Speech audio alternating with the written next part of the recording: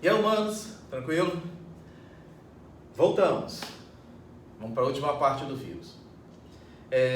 Apesar a gente estar na época da pandemia, nós estamos em 2020,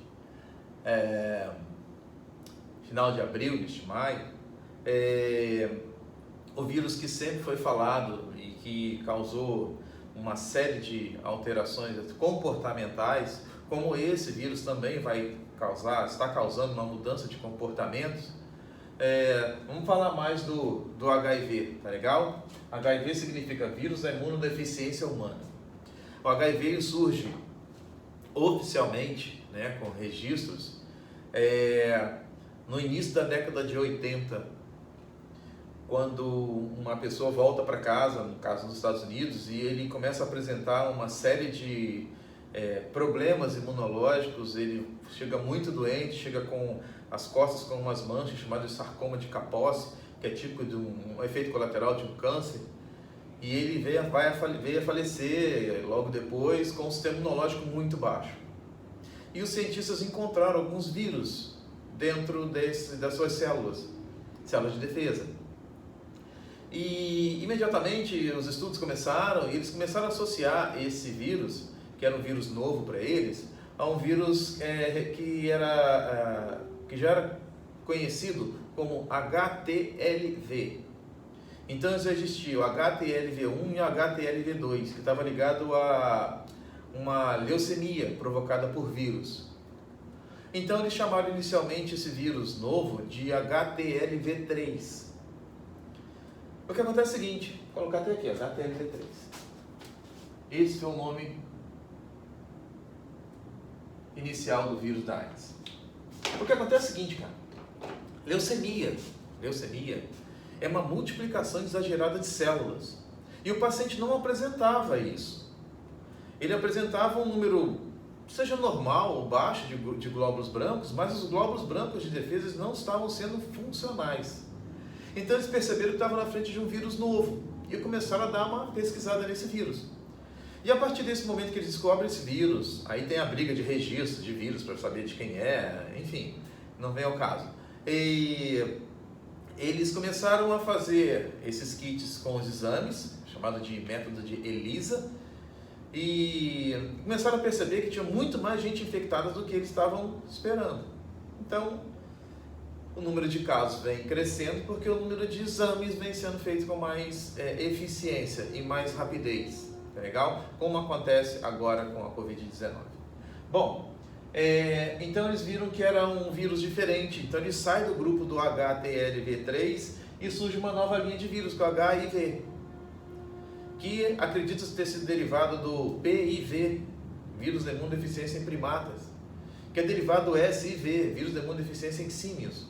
Então, ele atingiu, as mutações foram acontecendo, combinações aleatórias geram protocolos diferentes, as mutações vão acontecendo, como está acontecendo com o Covid-19, como acontece com a gente. Nós temos uma sala de aula com 40 alunos, nós somos da mesma espécie, temos o mesmo número de cromossomos, com os mesmos genes na mesma sequência, mas um é diferente do outro. Então isso pode acontecer com qualquer ser vivo ou qualquer estrutura que tenha ácido nucleico, tá legal? Lembrando que os RNAs vírus sofrem muito mais mutações do que os DNA vírus, legal? Bom, hoje em dia já existe HIV1, HIV2, eu acho que o HIV3 daqui a pouco vai ser publicado também, mas olha só, o sistema é basicamente isso aqui. Ó, o vírus está aqui, ele encontra a célula hospedeira. A célula hospedeira, para referência para nós, é aquela que tem essa proteína de receptor aqui, CD4. Ele vem aqui, incorpora, vamos colocar a setinha, e aqui vai entrar um RNA viral, não DNA, RNA viral. Junto entram também um monte de enzimas que tinha aqui, que ele fabricou na última célula que ele parasitou, tá legal? Então vamos colocar aqui, ó, enzimas. Essas enzimas têm um nome, chamada de transcriptase reversa, que a gente já tinha visto isso. Tá bom? Vou colocar aqui, ó, transcriptase ok? Transcriptase reversa, ok? Bom, olha agora que legal. Qual a menor parte de um ácido nucleico? Esqueceu? Nucleotídeos, muito bem. Nucleotídeo. Tem um monte de nucleotídeos livres no citoplasma. Nucleotídeos livres. Nucleotídeo é a menor parte de um ácido nucleico, ok? O que a transcriptase reversa faz? Começa a atrair esses nucleotídeos livres. E agora, esse RNA viral que está aqui, começa a ter a chegada de um monte de nucleotídeos livres e vai formar aqui essa transcrição reversa. Ou seja, cara, essa cor ficou muito feia, né? Vamos mudar essa cor para entender melhor, né?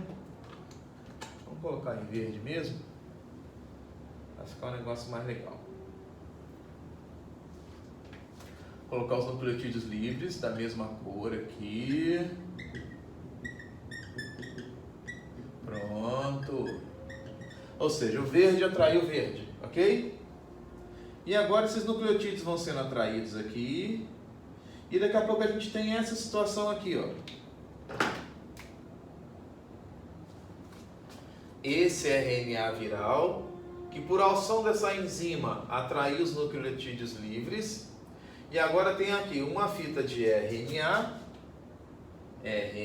que é o RNA viral, e aqui tem uma fita de DNA. Quando essa fita de DNA é formada, esse RNA perde sua funcionalidade. Então ele sai de cena.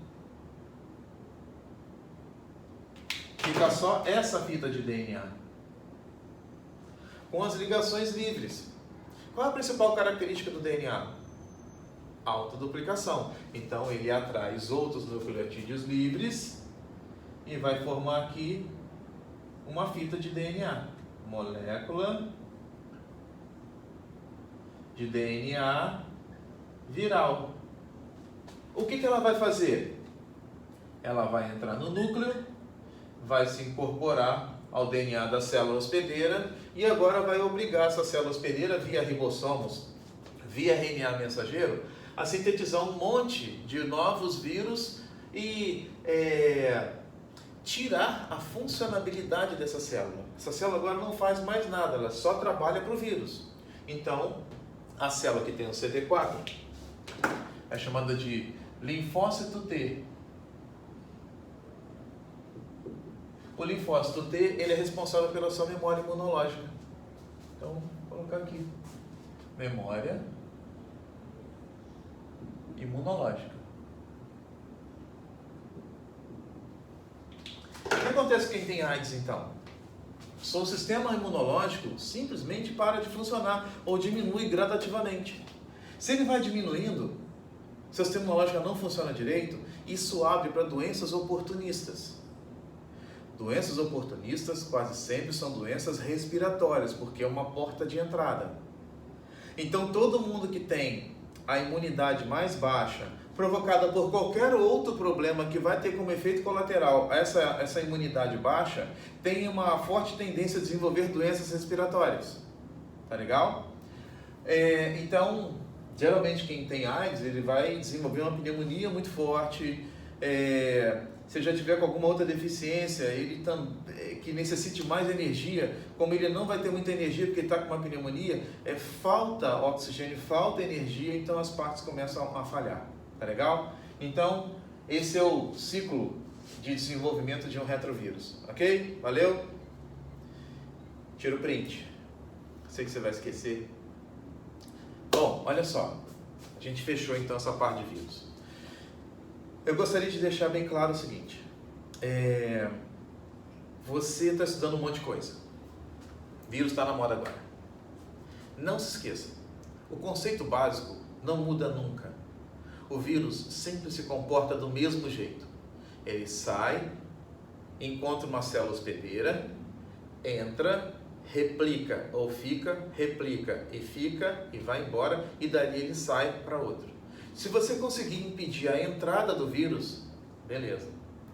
Se você conseguir fazer com que a sua célula hospedeira produza uma proteína, estou chutando, tá? Uma enzima de restrição, que picote esse ácido nucleico estranho, também, tudo bem. Se você conseguir disfarçar esse CD4, tudo bem.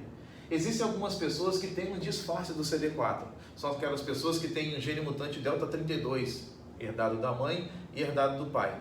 O gene delta 32, ele é responsável pela formação desses receptores. Algumas raras pessoas que têm o gene mutante delta 32 no par da mãe e do pai, o vírus da AIDS não consegue reconhecer essa célula. Então ele passa, não reconhece e vai embora. Então existem algumas pessoas dentro da seleção natural. Todo mundo vai morrer? Não. Aqueles que vão sobreviver, vão se reproduzir e gerar descendentes com as mesmas características. Tá legal? Mas o conceito básico do vírus é basicamente isso aí. Tá legal? Valeu, gente. Obrigado. Falou. Tchau, humanos.